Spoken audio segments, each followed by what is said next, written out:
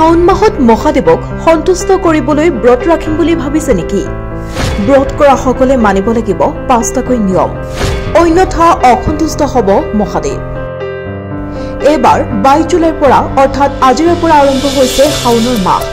আজি প্ৰথমটো ব্ৰত। এনে পৰিস্থিতিত যদি মহাদেৱৰ আশীৰ্বাদ লাভ কৰিব বিচাৰিছে তেন্তে শাওন মাহৰ এই ব্ৰতৰ নিয়ম জানিব লাগিব। বিশেষকৈ যদিহে আপুনি প্ৰথমবাৰৰ বাবে শাওন মাহৰ ব্ৰত পালন কৰিবলৈ গৈ আছে তেনেহলে জানি লওক শাওন মাহৰ ব্ৰতৰ এইসমূহ নিয়ম। শিৱৰ পূজাত তুলসী পাত বা সেন্দুৰ নিবেদন নকৰিব। ভগৱান শিৱক তুলসী অৰ্পণ কৰা নহয়, কিন্তু তেওঁৰ ওপৰত চন্দনৰ তিলক প্ৰয়োগ কৰা হয়। ভগৱান শিৱ মন্দিৰৰ পৰিক্ৰমা নকৰিব।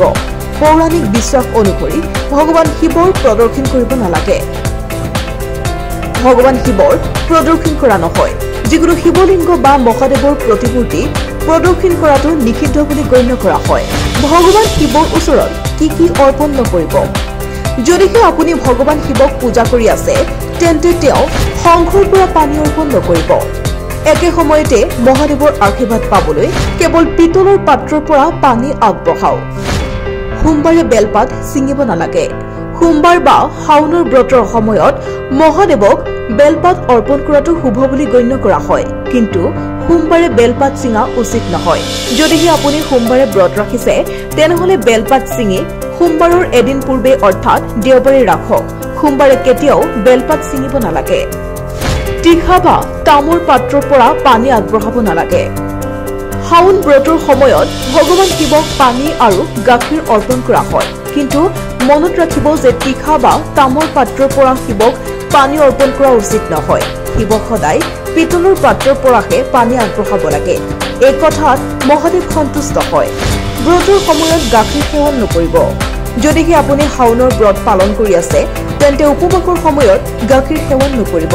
শাওন মাহত ভগৱান শিৱক গাখীৰ আগবঢ়োৱা হয়। ইয়াৰ দ্বাৰা চন্দ্ৰৰ বিসংগতিও দূৰ হয় আৰু মানসিক শান্তি লাভ কৰে। যদিও গাখীৰ খোৱা নহয়, বিশেষকৈ উপবাসৰ দিনত গাখীৰ নাখাব।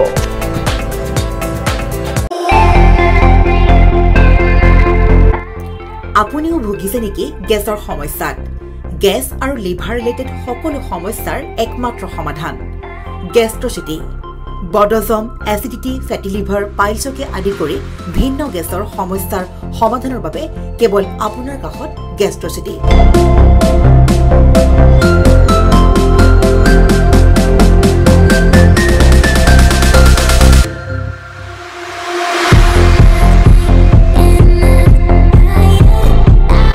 ভিজিট কৰক গেষ্ট্ৰচিটি, গুৱাহাটী, হাতীগাঁও চাৰিআলি। যোগাযোগ নম্বৰ 7577999909।